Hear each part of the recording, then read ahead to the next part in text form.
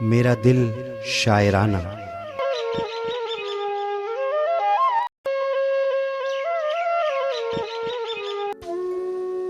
شاعر احمد فراز، آواز و پیشکش عنایت علی میگھانی۔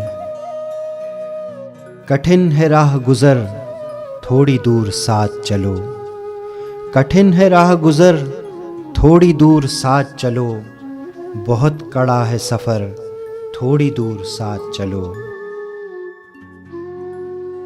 تمام عمر کہاں کوئی ساتھ دیتا ہے، تمام عمر کہاں کوئی ساتھ دیتا ہے، یہ جانتا ہوں مگر تھوڑی دور ساتھ چلو۔ نشے میں چور ہوں میں بھی تمہیں بھی ہوش نہیں، نشے میں چور ہوں میں بھی تمہیں بھی ہوش نہیں، بڑا مزہ ہو اگر تھوڑی دور ساتھ چلو۔